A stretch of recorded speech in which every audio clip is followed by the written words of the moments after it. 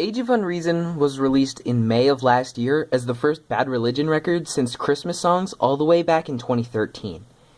Age of Unreason is an anti-Trump record, and that's fine. They've made an anti-Bush record in the past. I'm not really political, but I think this time around the band should have taken an approach different from the one they've been using for the past handful of albums. The songs on this record, despite having a very similar style to that of True North and The Descent of Man and the like, have a different general sound to them. The songs on Age of Unreason have a less professional, more underground sound to them at the core.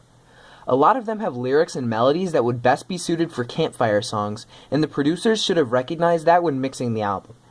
And you can tell which ones are written in this new style pretty quickly, too. There are a few outliers. Chaos From Within has this very sharp quality to it that sounds more akin to True North, and The Approach, at least to me, has guitars that sound a lot like The Process of Belief. And The Profane Rights of Man, which is a bonus track, sounds like something all its own. But a lot of tracks follow this campfire type theme, like My Sanity and Downfall. With a lot of them, covers on YouTube are better than the actual song. For example, listen to Candidate. I say kid, just move along. We don't want it, don't need it. Your politics, just breed despair. Now, listen to Emily Davis's cover. I say kid, just move along. Don't want it, don't need it. Your politics, just breed despair. Or have a sample of End of History. I'll see on days are not a thing. Nostalgia is an excuse for stupidity. And here's a bit of Paulo Pilha's cover. Halcyon days are not a thing. Nostalgia is no excuse for stupidity.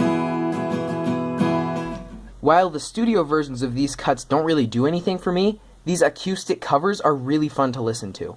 While a full cast of 6 may not be able to bring a certain song to life in the way that they had hoped, one person with a guitar gives it a more personal feeling that goes a long way. These covers sound less corporate and more punk, more against the grain, if you will.